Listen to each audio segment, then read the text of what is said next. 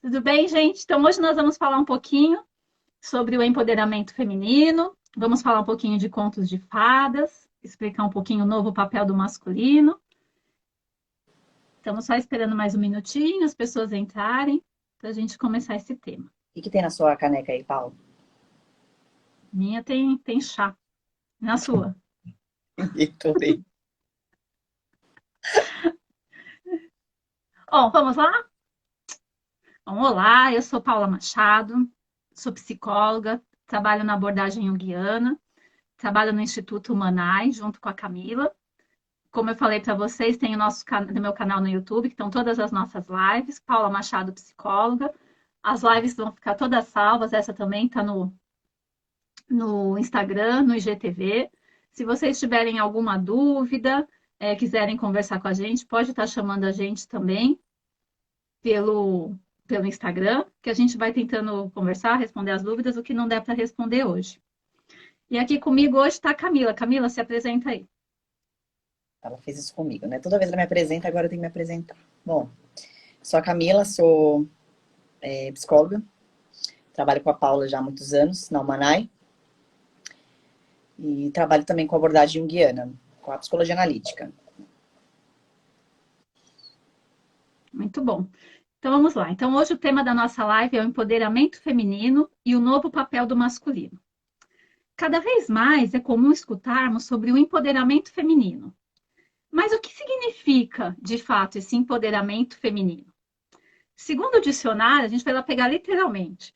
O empoderamento significa conceder ou conseguir poder, obter mais poder, tornar-se ainda mais poderoso. Olha só quanto poder numa palavra só. Nós podemos também considerar como uma maneira da mulher tomar as rédeas da sua própria vida, tomando as decisões sobre ela e fazendo as suas próprias escolhas. Historicamente, quando a gente olha para a criação da maioria das mulheres, nós percebemos que muitas vezes o outro, na maioria das vezes do gênero masculino, um homem, é quem acaba por tomar decisões referentes à vida das mulheres.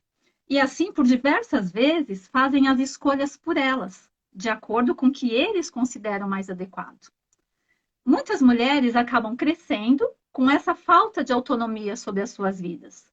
Elas crescem e, mesmo na vida adulta, acabam deixando que o outro, na maioria das vezes também um homem, seja namorado, marido, companheiro, continue tomando as decisões sobre o seu dinheiro, a sua carreira, suas amizades, suas roupas e entre outros. E assim, as mulheres vão se apagando enquanto protagonistas da sua própria história, ao permitir que o outro, tome as rédeas da sua própria vida. Muitas mulheres não conseguem assumir o empoderamento, tem dificuldade. E essa dificuldade, muitas vezes, está ligada com a baixa autoestima, pois como elas são criadas com o outro tomando decisões, muitas vezes elas não acreditam que são capazes de tomar as próprias decisões, não conseguindo assumir essa postura mais empoderada. Por isso, esse movimento de resgate do empoderamento feminino tem se tornado tão importante, porque ele devolve à mulher o poder sobre as suas decisões, deixando-as livres para que façam suas próprias escolhas. E quando aqui a gente está falando sobre mulheres empoderadas, nós não estamos falando apenas das mulheres empreendedoras com cargos de liderança, né? Aqui entra aquela famosa frase: lugar de mulher é onde ela quiser. Ou seja, se é uma escolha da mulher ser dona de casa, médica, caminhoneira, eletricista, psicóloga, seja lá o que for, isso a torna uma mulher empoderada, porque a sua escolha está sendo baseada no que ela considera que é o melhor para a sua realização pessoal. Então, fazer as próprias escolhas é um passo do empoderamento, é se empoderar da sua própria vida. Podemos perceber que o empoderamento feminino é um movimento interno da mulher. Ela começa a decidir que é importante escolher, que é importante seguir o seu caminho. Então, é um processo interno que vai refletir externamente através das suas ações. É um processo interno que reflete no mundo externo. Analisando um pouquinho mais a definição da palavra empoderamento, a gente vai ver que ela é um substantivo masculino. Olha que interessante, as mulheres querendo se empoderar, e a palavra empoderamento é masculina. E representa o quê? Esse movimento em que a mulher toma o poder para si, buscando se fortalecer e promovendo ações pela igualdade de gênero. Ou seja, ela quer ter o mesmo reconhecimento que o homem. Então, ela acaba querendo fazer o quê? Vou agir de uma maneira mais masculina para ter esse reconhecimento. E é aí que começa todo o problema. Porque a mulher empoderada, ela acaba sendo tomada por esse lado masculino, forte, e acaba reprimindo muitas vezes o seu lado feminino. Então, é o que a gente diz na psicologia, que Jung chama, que a mulher acaba sendo tomada pelo ânimos, que é o seu lado masculino. A Camila vai falar um pouquinho de novo sobre essa questão de ânima e ânimo, só para o pessoal que está pegando agora compreender um pouquinho. A gente fala em toda live, né, sobre ânima e ânimos. Mas eu acho que vale a pena, mesmo porque às vezes é a primeira live, enfim. Essa ideia vem de Jung. Então, qual é a ideia de ânima e ânimos? Todo um masculino, um homem, tem uma ânima dentro dele, e toda mulher tem um ânimos dentro dela. Então, o que é a ânima e o ânimos?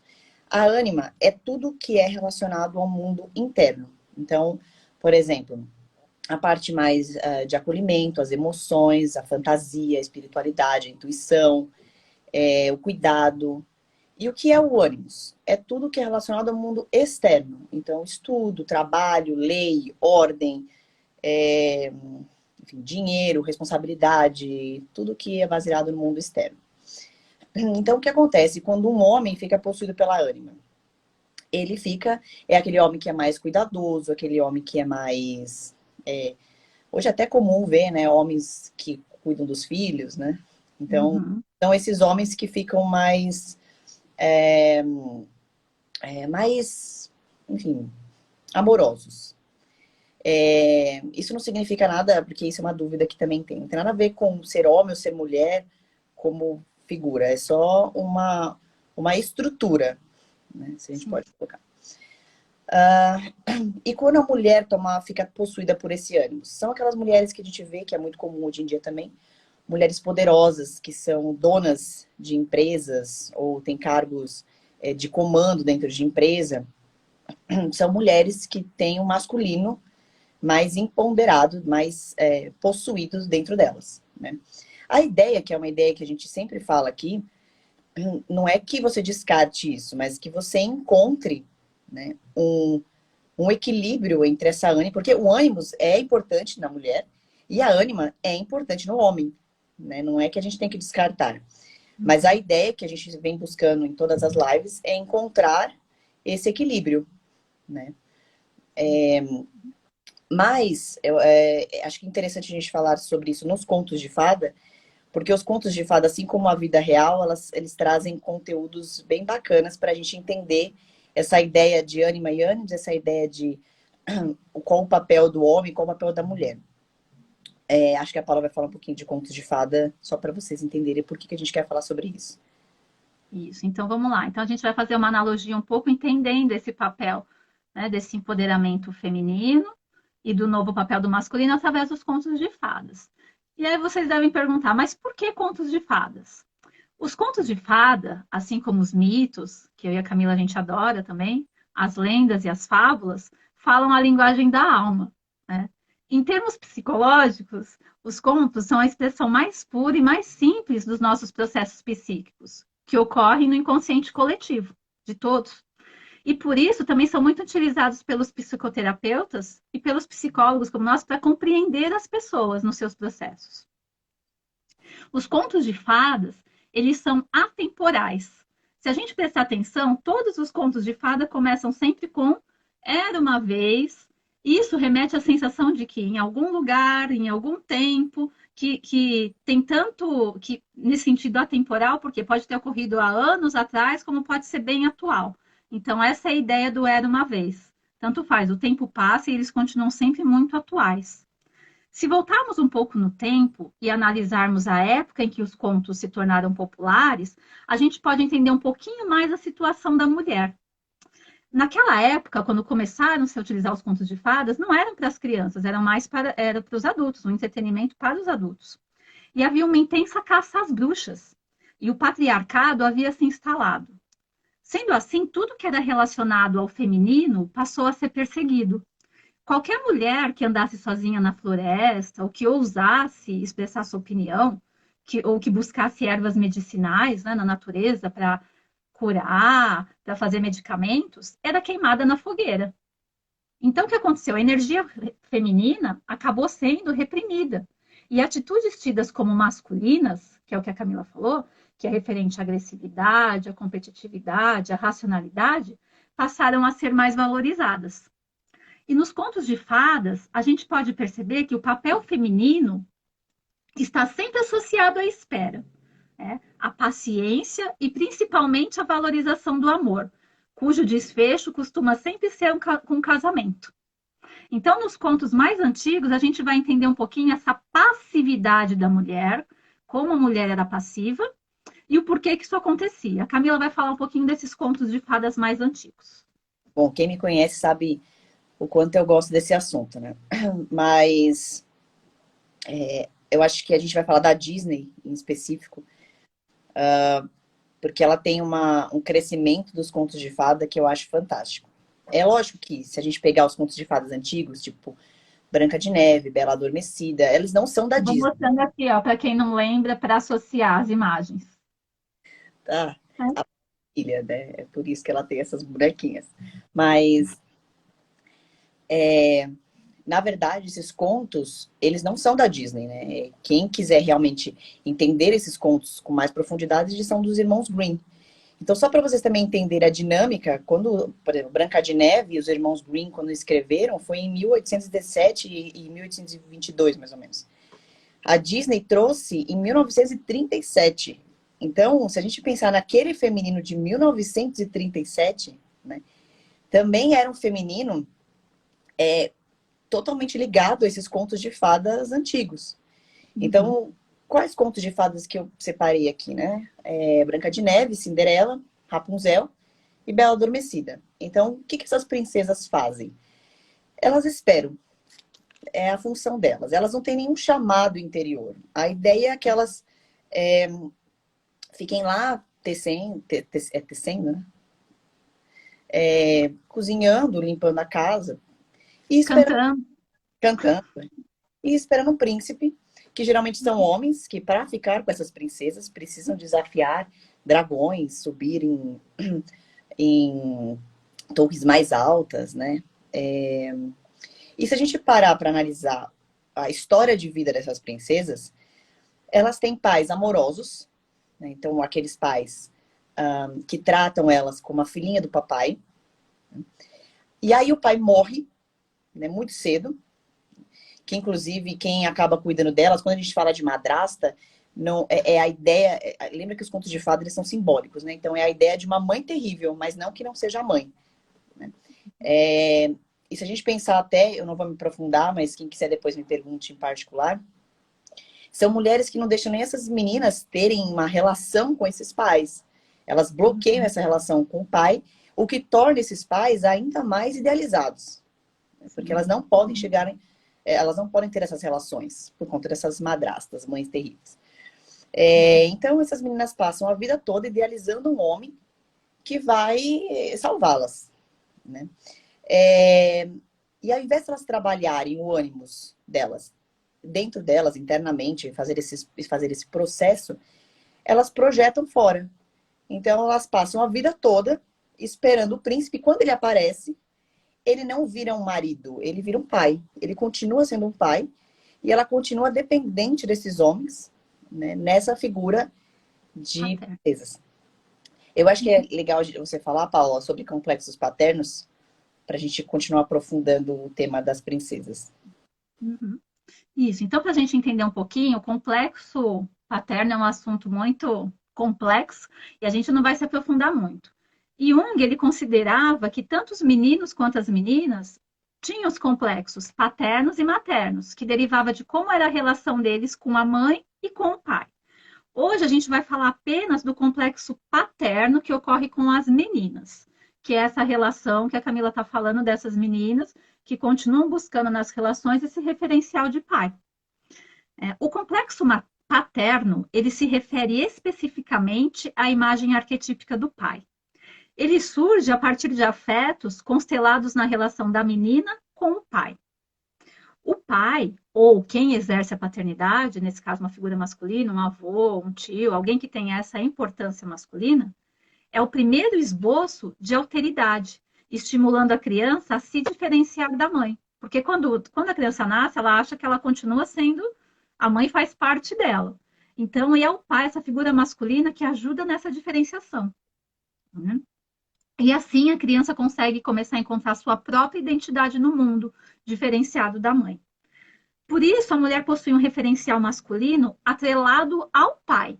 E o seu ânimos, que é o seu lado masculino, vai derivar predominantemente dessa relação, né, com a figura paterna.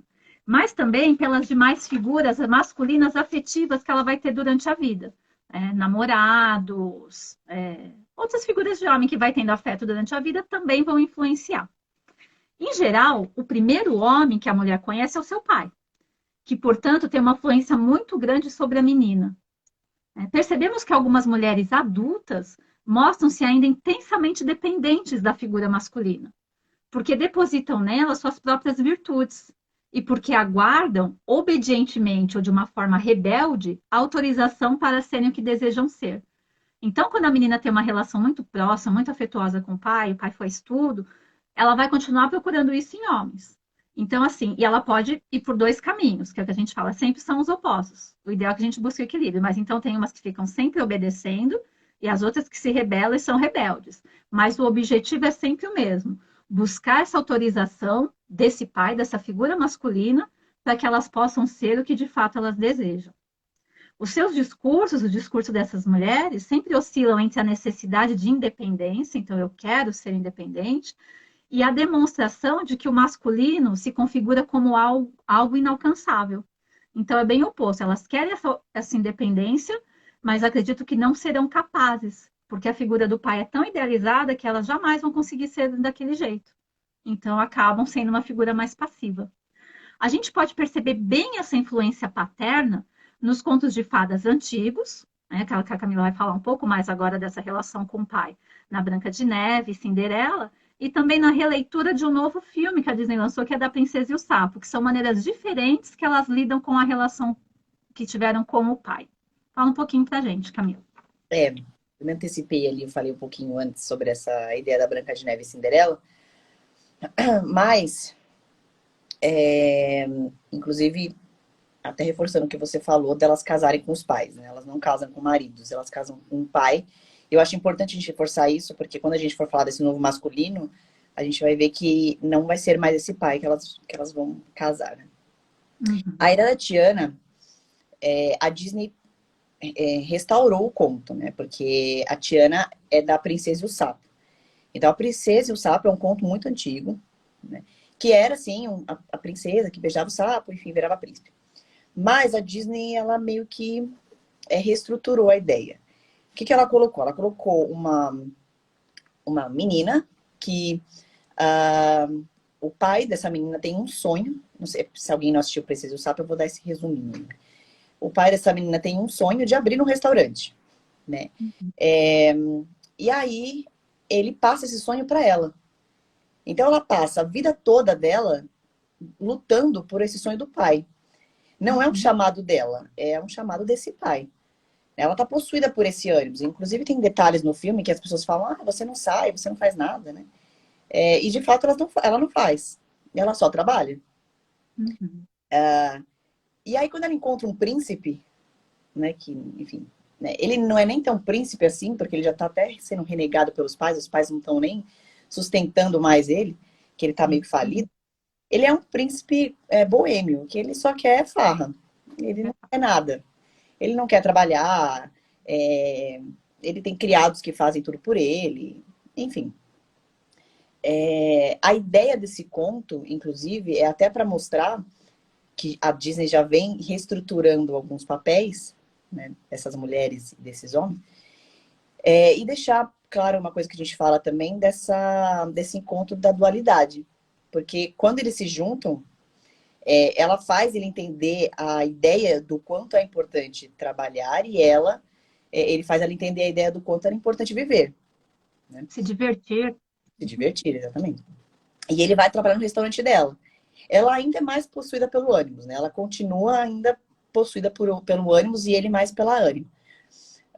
Mas é só para. Eu acho que seria interessante a gente falar disso só para dar sequência à ideia desses novos masculinos. Porque depois disso, a Disney começou a literalmente mudar o papel dessas princesas e desses príncipes, né? Não sei nem se dá para colocar assim, porque enfim. Então, acho que a Paula vai falar um pouquinho sobre as novas princesas, né? Merida, Elsa, enfim, para a gente elucidar agora esse feminino recente. Uhum. Só aqui completando um pouco, né, o que você falou, Camila. Então a gente vê que essas princesas antigas, elas buscam nessa relação afetuosa com o pai, ao invés delas desenvolverem, como você falou, o chamado, elas ficam passivas, esperando que apareça um príncipe para substituir esse papel de pai. E por outro lado, a Tiana, ela também vive possuída pelo esse desejo do pai, só que nesse caso ela vai buscar algo que o pai queria e não vive a vida dela. E se a gente for ver essas novas releituras, né, se a gente pegar a Cinderela, porque eles estão lançando vários filmes novos, né? O resgate do feminino vem ocorrendo aos poucos, mas de forma constante. E a gente pode observar isso nas novas adaptações. Então, a Cinderela, por exemplo, eles mantêm o conto original, né, mas com algumas modificações. Eles já vão dando uma ideia de mudança. Então, a Cinderela, quando a mãe dela vai morrer, ela fala assim para a Cinderela: olha, eu vou te dar um único conselho todas as situações da vida, tenha coragem e seja gentil. Então, tenha coragem, que é atribuído ao masculino, a coragem, e seja gentil, a gentileza que é do feminino. Já há uma integração desse masculino e feminino. E durante todo o filme, quando ela tem situações que ela precisa enfrentar, ela mesma fala: tenha coragem e seja gentil. E tanto no fim, a história se repete, mas no final da história, quando ela se casa com o príncipe e tudo, na hora do viveram felizes para sempre, eles falam: e governaram o reino juntos, com coragem e gentileza. Então já há uma mudança, ela já não é mais uma figura passiva nessa nova Cinderela, ela ajuda ele a governar o reino. E unindo esses dois aspectos, com coragem e gentileza. Então, é bem simbólico, é bem bacana. E outras, né? Então é bem sutil, eles mantêm o conto original, mas já vão dando esses toques. E novas releituras, como Valente, Frozen e Malévola, vêm mostrando os novos caminhos que o feminino vem tomando. Nessas novas releituras, as personagens principais, elas encontram a redenção no amor, mas não por meio de um amor como um homem, né? Através de um amor por meio de figuras como o feminino, mãe, irmã. No final das três adaptações, não há casamentos nesses três filmes. Vamos falar um pouquinho de cada um, para a gente entender melhor, ficar mais claro. Em Valente, a heroína, que é a Merida, ela resgata sua mãe da prisão, que é o papel imposto à mulher pela sociedade. A rainha-mãe é o feminino que precisa seguir as convenções, as regras, os comportamentos ditados pela sociedade. Então, a Merida, ela é o aspecto mais juvenil, cheio de sonhos, que a mãe foi obrigada a reprimir para assumir aquele papel de rainha. Então, o que acontece? A Merida, ela é indomável, selvagem, e ela deseja se casar por amor. E ela vai contra todas as tradições, ela quebra as tradições, quando ela resolve lutar pela sua própria mão. Tem um torneio lá entre uns príncipes para ver quem ganhar o torneio vai poder casar com ela. E ela pega e vai lá, pega o seu arco e flecha e fala: não, eu também vou lutar pela minha própria mão. Se eu vencer, eu vou escolher com quem eu vou casar. E a mãe dela quase mata ela nesse momento.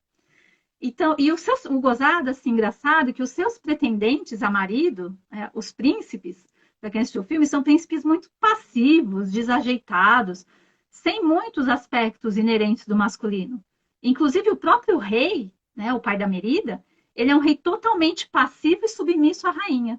Inclusive, tem uma cena no filme que estão todos os reis lá brigando no salão, né, começa a tirar as espadas e a rainha chega e fala: para, acabou tudo. Todo mundo abaixa a cabeça e fica quieto. Então, os reis têm, né, são mais o aspecto feminino, mais tomado, e essa rainha, ela tem mais esse masculino. E ela exige isso da filha. E aí é que entra o confronto. Porque é o que a gente falou, para ter esse empoderamento, a gente precisa assumir esse lado masculino. E acaba reprimindo o lado feminino. E aí, esse lado que ela reprimiu, ela exigia da filha. Então, o que acontece? A redenção, no caso, nesse filme, ocorre quando a menina, por meio de uma bruxa, ela vai recorrer a uma bruxa que lhe oferece uma poção que ela faz a mãe beber e faz com que a mãe dela se transforme num urso. Aí a mãe dela é obrigada a acessar os seus instintos femininos e maternos através dessa jornada enquanto ela é um urso, enquanto elas procuram um antídoto para reverter. E é esse veneno que vai curar as duas. Tanto a mãe, que vai ter que resgatar esse lado instintivo e maternal, feminino, e quanto a Merida, que durante esse processo que ela vive junto com a mãe, ela consegue amadurecer.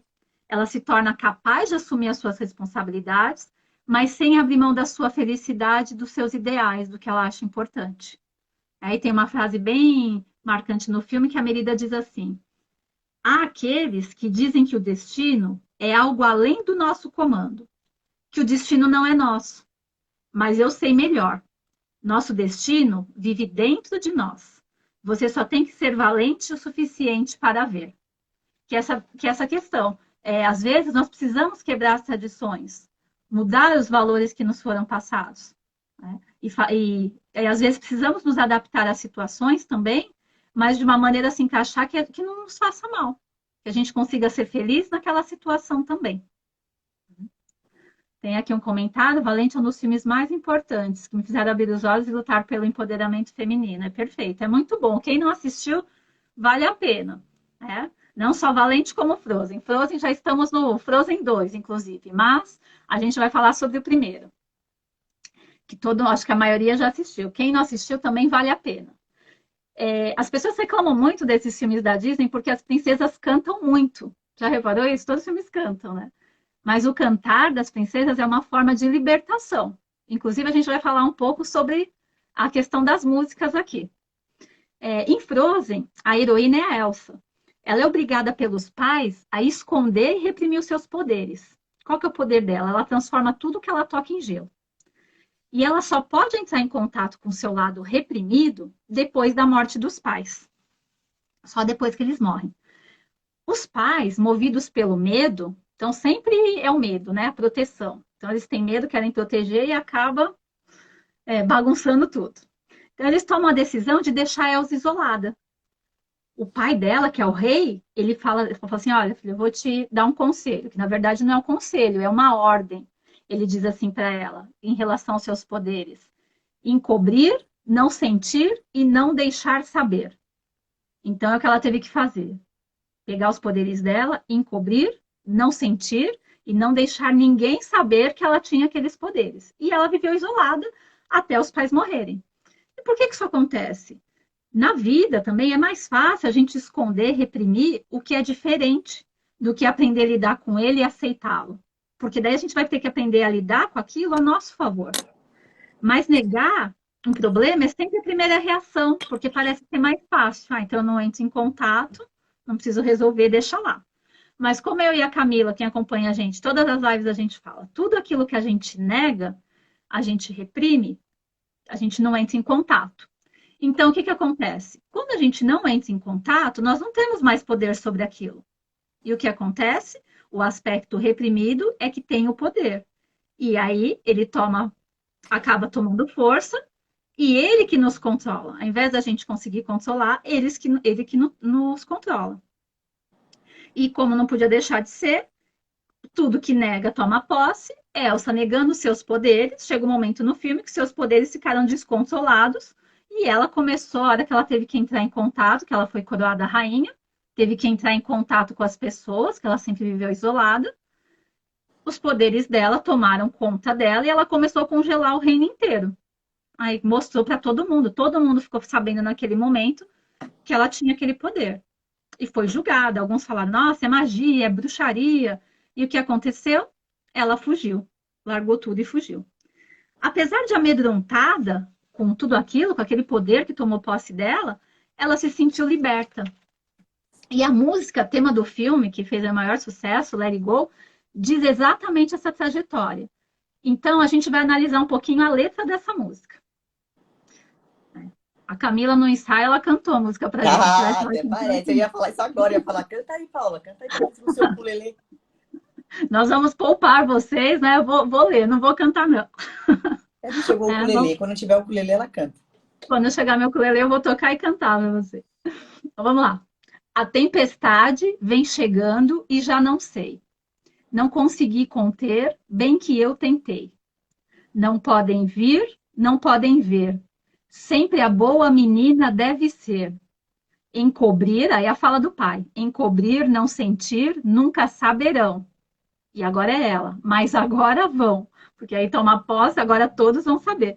Nesse momento que ela é tomada e aí entra em contato com seus aspectos negados e reprimidos, todo o reino fica sabendo daquilo que ninguém podia saber. Mas ao mesmo tempo que a gente falou, ao mesmo tempo que apavora, ela se sente livre. E aí vem, livre estou, não posso mais segurar.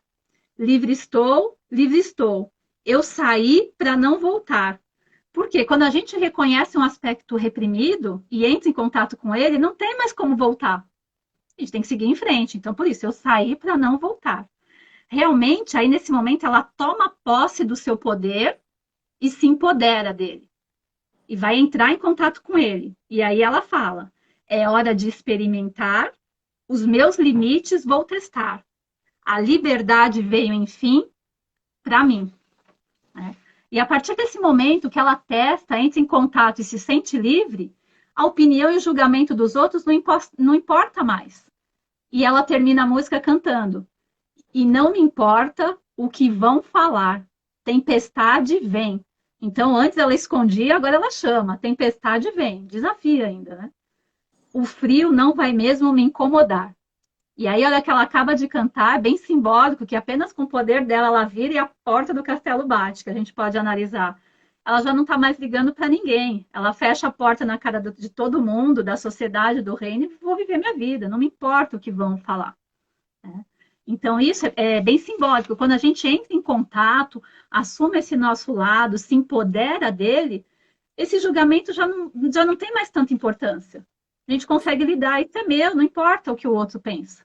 É meu e eu vou lidar com isso. Outro aspecto, além desse empoderamento, que é o ponto principal, né, da Elsa, do Frozen, é que ela não tem príncipe nem pretendentes. Não tem nenhum masculino aí.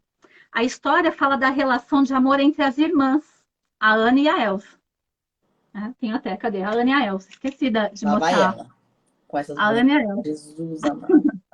Para quem não lembra, às vezes as pessoas não lembram muito da história, né? Vendo os personagens, lembram.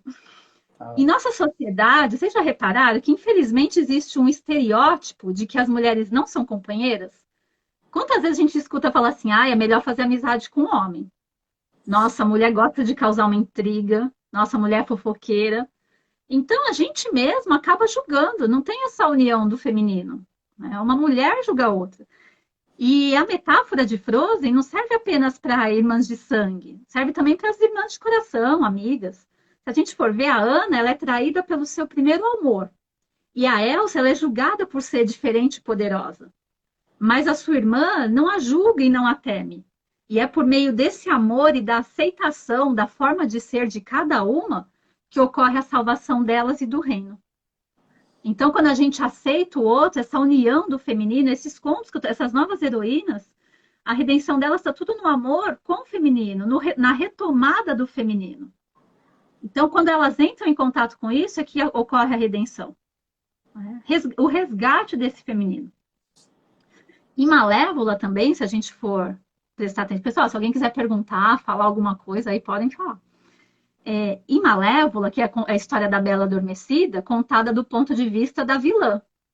Que é lindo esse filme também, vale a pena assistir, bem simbólico. A Malévola é uma fada e conta desde a sua infância. E ela era doce, ingênua, cuidava lá do reino com todo amor, e de repente ela se apaixona. E quando ela se apaixona, ela se entrega, se envolve e ela acaba sendo traída. Só que ela foi traída pela ambição do homem que ela amava. Ele queria conquistar o reino e o rei falou: bom, quem matar a fada, que para eles, né, era a bruxa, vai assumir meu lugar no reino. E o que ele fez? Ele, sabendo do amor da Malévola por ele usou esse amor e quando ela adormeceu, ele cortou as suas asas. E as asas da Malévola eram o seu poder. Todo o poder dela estava nas asas. Então, além dela ser traída, esse homem tirou todo o poder dela. Então, claro que a gente pode perceber que a redenção, desse caso, a redenção da fada, não poderia vir pelo masculino, visto que ela foi traída e que é um masculino cruel. Né? Então, de novo, vem por onde? Pelo feminino. Veio pela Aurora, pela Bela Adormecida. Uma menina que a fez relembrar o seu lado amoroso, carinhoso, recordar um tempo que ela era feliz. Então, assim, ela retoma a compaixão e o amor através dessa relação com a Aurora. O beijo de amor verdadeiro no filme da Malévola vem da relação mãe e filha. Então, de novo, uma releitura. Se a gente for ver na versão original, como é que acontecem as coisas? A Bela Adormecida fica lá dormindo, passiva, e o príncipe vai, resgata, dá o beijo e leva ela para viverem felizes para sempre. Nessa nova versão, o príncipe, de novo, os príncipes são muito passivos, não serve para nada o príncipe. O que acontece? Quando a Bela Adormecida pica o dedo lá na Rock dorme, o príncipe ele não tem essa iniciativa, vou lá acordar. A Malévola é que enfeitiça o príncipe e leva ele dormindo em cima de um cavalo até o castelo, para ir atrás da Bela Adormecida, para tentar fazer ele dar esse beijo de amor verdadeiro nela. Quando ele chega no castelo, ela acorda ele em frente à porta do quarto da Aurora e abre a porta. E o príncipe lá paralisado, não faz nada. As fadinhas, que são as fadinhas que cuidam da Aurora, é que insistem e falam para ele, vai, dá um beijo nela, vai lá, dá logo um beijo. Então ele também não tem uma iniciativa, esse príncipe. E aí ele dá o beijo. E é claro, um príncipe, esse aspecto do masculino tão passivo, ele deu o beijo, o que aconteceu? Ela não acordou. Então, o que mostra? Ela só acordou quando a Malévola, nessa relação de mãe e filha, foi lá e deu um beijo na testa dela. E aí ela despertou. Esse sim foi o beijo de amor verdadeiro. Esse resgate do feminino, que era o beijo de amor verdadeiro. Então, esses novos contos nos mostram que a mulher, ela deve resgatar os seus valores, agora é o momento, por meio do amor ao feminino. Seja como mãe, filha, irmã, amiga. A mulher hoje, ela conquistou seu espaço no mercado de trabalho, mas muitas se afastam dos seus aspectos de doçura, paciência, sensibilidade, porque veem essas características como algo fraco e inaceitável. Então, aceitar esses aspectos e integrá-los novamente trará grande benefício à mulher, porque agora a gente quis tomar um lugar de empoderamento, então eu preciso ser como homem para ter o mesmo reconhecimento que o homem, e acabou reprimindo esse lado feminino, que faz parte, é necessário. E é isso que esses filmes mostram. Então, preciso que esse resgate do feminino. Não pode deixar ele de lado. Isso vai ser importante também para a sociedade, para o mundo, que está extremamente competitivo e agressivo, principalmente com a natureza. Se a gente for ver até a pandemia, ver um pouco essa história aí do Covid, é o quê? Qual que é o chamado? O chamado é para o feminino. A gente tem que ter responsabilidade pelo outro, cuidar do outro. Né? Então, são aspectos, está sendo um chamado para esses aspectos inerentes ao feminino que a gente precisa resgatar. Então, isso precisa mudar. Um outro aspecto negativo também dessas novas adaptações dos contos de fada é que o masculino foi deixado de lado na consumação do amor. Então, se por um lado foi necessário colocá-lo em segundo plano, porque a mulher para se empoderar, então a gente viu todo o histórico, ela era totalmente submissa, passiva, o homem tomava as decisões. Então, claro, ela precisava se apoderar desse masculino para poder tomar as rédeas da sua própria vida. Mas em breve será preciso a gente olhar novamente para ele, pois o equilíbrio é a união dessas duas forças que vai tornar a gente mais completa. Usar esse masculino, mas sem perder a nossa essência, que é o feminino. E talvez agora esse masculino vai ter que retornar de alguma maneira, de uma maneira diferenciada. Né? Não dá mais para voltar aquele príncipe que a princesa está lá passiva e o príncipe vem salvar. Precisa ter, a relação precisa mudar. Talvez até o final das histórias precisem mudar um pouco. Né? Tirar e viveram felizes para sempre, que dá a ideia de que num casamento a mulher vai se realizar e só assim ela vai viver feliz para sempre, o que não é verdade. né? E talvez mudar para aí viveram momentos felizes para sempre. Porque os momentos felizes sempre vão existir, mas são momentos, como existirão os bons e os ruins, e isso faz parte do se relacionar. Porque senão, quando não for tudo feliz, então não é aqui que eu tenho que ficar. Não, a vida faz parte desses momentos. Bons e ruins, a gente tem que aprender a lidar com eles. Então, agora vamos ver um pouquinho como que está sendo nos filmes agora um ensaio desse novo masculino. E a gente achou um pouquinho isso no filme da Moana. E a Camila vai falar um pouquinho sobre isso, que é um masculino já diferenciado. Não num papel ainda de casamento, né? Mas de apoio. Favoritos, né? Ele é fantástico. Uhum. Vamos lá. Agradeço pelo coração de Tefite, tá? Eu falei que ia falar na live, coração de Tefite. A Laís me deu um coração de Tefite, gente, olha. A filha da Tá Paula. bem? Bom, a Moana é um dos filmes mais recentes da Disney, né? De todos eles que a gente falou, ele é o mais recente. Eu praticamente falaria 1 hora de Moana aqui, se me deixasse, mas vamos lá. Acho que para fazer uma ligação entre Frozen e Moana, eu acho que tem 2 coisas bem bacanas. Não só Frozen, né? Mas a ideia dessas princesas. Se a gente pensar em vários contos, existe essa anciã, né? Princesa do Sapo, enfim, existe uma anciã que é meio bruxa. E eu acho que todos os contos, eles trazem muita simbologia. Essa anciã nada mais é do que essas mulheres antigas que a gente pode até relacionar às grandes deusas, né? Porque as mulheres antigamente, as grandes deusas, elas eram cultuadas, elas tinham um papel muito diferente dessas mulheres, né, que a gente falou na live. Elas eram mulheres super poderosas. Eu não vou nem me aprofundar teoricamente, mas teoricamente tem vários livros que dá pra gente ver o quanto essas mulheres eram essenciais nesses papéis, nessas jornadas. E quando você falou da música da Frozen, que ela da tempestade, a Moana, ela também passa por uma tempestade. Dentro da Moana existe a água, que é o chamado dela é o mar, que inclusive a simbologia é o inconsciente, então as tempestades, né, ou seja, é um chamado do inconsciente que Frozen, que Elsa tem, que Moana tem. Mas, bom, quem não assistiu Moana já termina a live e já coloca para assistir, porque é um filme imperdível. A ideia de Moana. Moana. Moana e Maui. Moana. A ideia de Moana, acho que tem muita coisa bacana em Moana, muita. Por exemplo, Moana passa o filme todo, as músicas da Disney são excepcionais, né? Ela passa o filme todo dizendo que ela não sabe quem ela é. Então a música, se vocês prestarem atenção, ela tem uma sequência. Ela começa dizendo que ela precisa saber quem ela é, que ela precisa saber quem ela é. E no final, né, quando tudo acontece, ela fala, agora eu sei, eu sou Moana. Mas para ela cantar essa música, muita coisa teve que acontecer. Por exemplo, você falou da frase de Merida do destino que mora dentro de nós. Moana também tem uma clássica, porque ela passa dizendo, eu sou Moana de Motunui, ou seja, há uma afirmação. E ela fala para o Maui, que eu já vou falar do Maui, mas ela fala, você, como Maui, vai embarcar no meu barco e vai restaurar o coração de Tefiti. Que é a missão dela, né? Dela. O que ela acha que é a missão dela, né? Ela acha que a missão dela é achar o Maui, achar esse masculino e restaurar esse coração, e falar e pedir para ele restaurar esse coração para ela.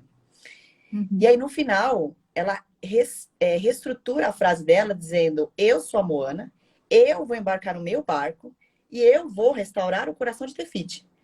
Né? Então ela entende que o chamado era dela. A gente até brincou no ensaio, dizendo assim, o Maui fez a cagada e agora ela que vai compensar. Mas, enfim. Mas no fim ele teve que compensar junto, não teve jeito. Ele que fez, ele teve que arrumar. Mas precisou do empurrão do feminino, senão ele não iria. Na verdade, o Maui, ele é um semideus, né?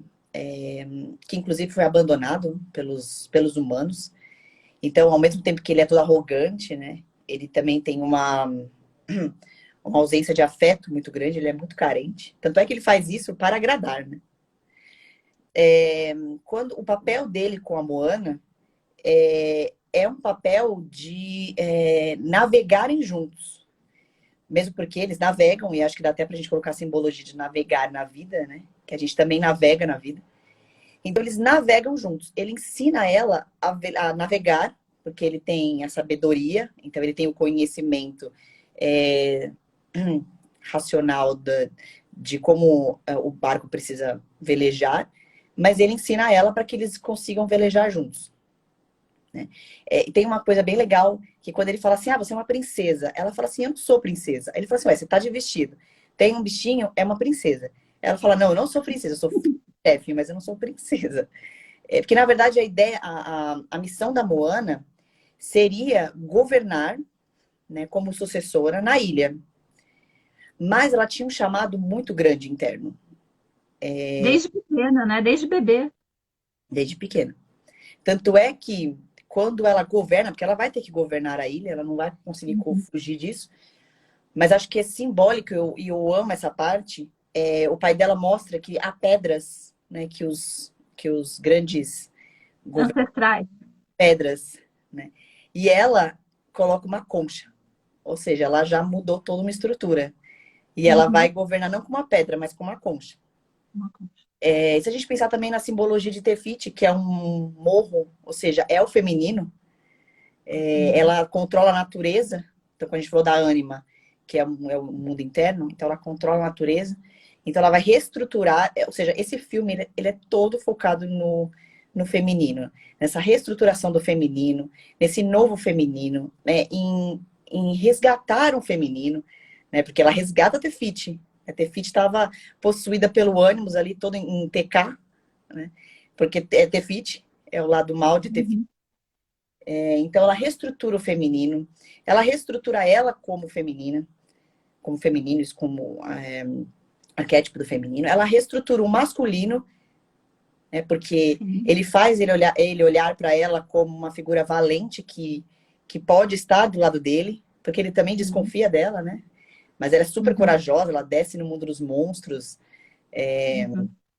enfim. E aí, no final do filme, eu acho que é excelente esse resgate. E a música também é uma simbologia ótima, né? Principalmente no final, quando ela fala da avó, que ela fala que dentro dela, agora que a avó tá dentro dela, ela sabe o que ela pode fazer, ou seja, que ela realmente resgatou esse feminino antigo, das grandes deusas, dessas mulheres poderosas. Uhum. Enfim, então, acho que esse novo masculino que vem no papel de Moana, vale a pena a gente refletir sobre a nossa vida, sobre os nossos chamados, né? Sobre o que a gente precisa navegar, né? E sobre essa relação, que não é mais uma relação de viver felizes para sempre, porque eles passam vários perrengues juntos. Que é o novo papel do masculino, né? O mal. E ele não é mais um parceiro amoroso, mas é um parceiro de jornada, vamos dizer assim. Exatamente. E alguém que, enfim, que reestrutura toda uma dinâmica, inclusive familiar. Eu acho fantástico, Moana. Então, enfim, acho que isso aqui só tem 10 minutos para as considerações finais. Acho que não vou me aprofundar muito mais em Moana. Senão fica aqui o dia inteiro falando de Moana. Então, só para concluir, então, acho que é o que a gente pensa, que é essa integração. No Moana a gente vê isso. Então, o Maui, que é um semideus, ele também é um masculino passivo. No começo ele está escondido, ele está com medo, ele tem medo de lutar, apesar dele ter um, como chama o negócio dele lá? Na verdade, ele não é nada sem o cajado não, O cajado, é. não esqueci o nome. Ajuda aí, gente. Tipo Ou- um cajado, é o poder dele, esqueci o É, nome. esqueci o nome. E aí ele não quer lutar porque ele tem medo que se quebrar aquilo ele não é nada, ele perdeu todo o poder. E aí no final ajuda a ver que o poder está com ele. Ele lutou com aquilo mesmo quebrado e conseguiu vencer e ajudou a Moana. É um apoio Então duplo, né? Ela apoia. ele é que é o que a gente busca na relação. É caminhar juntos.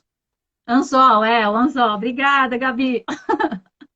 Então, aquele anzol que ele tinha, ele foi um presente dos deuses. E ali ele podia se transformar em qualquer coisa. Então, não, meu anzol trincou, eu não vou mais participar, vai você sozinha. Mas ela falou: não, seu poder não tá aí. Ele vai embora, mas reflete e volta, e vem lutar junto com ela. Então, ela também chama esse masculino para a responsabilidade. Porque ele que roubou o coração de Tefiti, ele que roubou esse feminino, e depois ele não queria arcar com essa responsabilidade. E ela obriga ele a arcar com essa. Então, é um complemento. Ela ajuda ele a desenvolver esse lado, e ele também ajuda ela, ensina ela a navegar, a comandar. Então, há uma troca, há um crescimento. E isso que a gente acredita que é o novo papel agora da mulher empoderada, que pode realizar sim as coisas, mas não precisa realizar como um homem, que é o que as mulheres estavam buscando, esse empoderamento.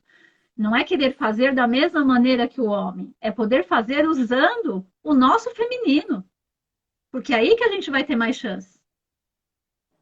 E é isso que o filme tenta resgatar. E é isso que a gente está tentando passar para vocês, que é esse resgate. É o empoderamento é importante, sim, mas a gente tem que voltar e buscar nossa essência no feminino. E aí sim, para poder ter uma relação equilibrada com o masculino, com esses homens também que agora são parceiros, não mais um homem que vem salvar, mas sim que vem para completar. Uma pergunta aqui, ó.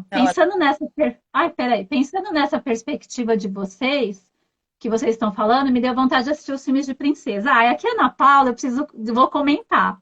É minha cunhada, que ela não conhece princesa nenhuma. Por isso que quando eu falo, essa aqui é Frozen, é para ela saber quem é quem. E ela detesta essa cantoria. E a cantoria é o chamado. A gente está até fazendo um curso do feminino, eu, a Camila, junto com a Eliana, que é a responsável pela Almanai, e que a gente estava falando sobre isso, né? A importância do cantar. O cantar invoca esse feminino. É importante. Aliás, quem tiver interesse, está abrindo uma turma nova agora no curso do feminino com a Eliana. Quem quiser, chama a gente depois no direct que a gente dá as informações. Muito bom. Um grupo só de mulheres que fala dessas relações. E a gente estuda o livro Mulheres que Correm com os Lobos.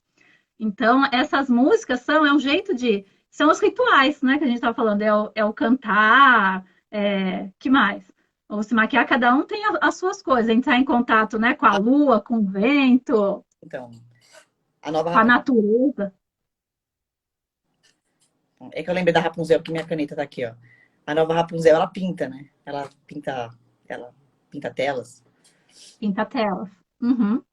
Então, cada um tem um jeito de entrar em contato com esse feminino e a gente precisa resgatar isso. Alguém tem alguma pergunta? Quer falar mais alguma coisa? Já está dando nosso tempo, a gente já vai encerrar, mas dá tempo de responder alguma coisinha. Né? Enquanto isso, para quem muita gente vai pedindo para deixar a live salva, a gente vai salvar sim e depois vamos colocar lá no canal do YouTube. Se vocês estão aí no meu canal do Instagram, tem lá o link do YouTube também, vocês podem assistir as anteriores, porque a gente está fazendo meio que uma continuação dos assuntos. Eu nunca tinha pensado nesses filmes com essa visão, apesar de amá-los. É muito bom. Todos têm uma mensagem muito bacana. O homem. Peraí. Eu não consigo ler, sou cega. É o Dante. Oi, Dante. Isso se dá. Pera que sumiu aqui. Isso se dá por tantas rupturas de relacionamentos. O homem não entra desse masculino na mulher e vice-versa. A gente fez uma live, a última live foi sobre relacionamentos. É o que a gente fala assim, tem que ter essa troca. Um vai crescendo e puxa o outro. Quando não tem essa troca, é que rompe. Acho bacana a gente falar, porque na última live a gente falou de conúnctio, né? E isso que a gente tá falando agora, quando a Paula falou da Malévola, quando a Paula falou de Frozen, não tem nada a ver com conúnctio. É uma E essa integração masculino e feminino, para quem não assistiu. Porque essa integração precisa da relação homem e mulher, que aqui a gente está falando, não. Primeiro, a gente está falando do empoderamento. Precisa resgatar o próprio feminino, para depois poder ter essa relação com o masculino de uma maneira mais adequada. E a gente estava falando sobre isso, que os relacionamentos rompem, porque tem que ter essa troca. E quando não tem uma troca, um caminhando e o outro não, e aí que rompe. Aí quem caminhou vai arrumar um parceiro para continuar, e quem não andou vai continuar alguém igual, que a gente até brinca. Nossa, arrumei outro, só mudou a cara, mas é meu ex. Porque não mudou nada, precisa continuar trabalhando aquilo de onde parou. Então, quem assiste a última live, porque a gente fala de conúnctio, dessa dualidade. Enfim. Então, assim, então é o recado que a gente queria passar para vocês. E fica aí um aviso, né, que cada vez se torna mais importante e necessário para o nosso equilíbrio, enquanto indivíduos e sociedade, a busca pelo equilíbrio de energias tanto masculina quanto feminina. Não adianta um tomar posse da gente, a gente reprimir o outro. É esse equilíbrio que vai nos tornar pessoas melhores e nos ajudar no processo de evolução. Então, quem tiver alguma dúvida, quem quiser chamar eu e a Camila, a gente está atendendo online também, se precisarem, estamos aqui. E a nossa próxima live, a gente vai estar falando sobre o luto, né? Sobre esse processo de perdas e como enfrentar de uma maneira mais adequada. Certo, Camila? Então, obrigado para todos vocês que estão aqui com a gente e até a próxima. Tchau, tchau, Paulo. Beijo. Beijo.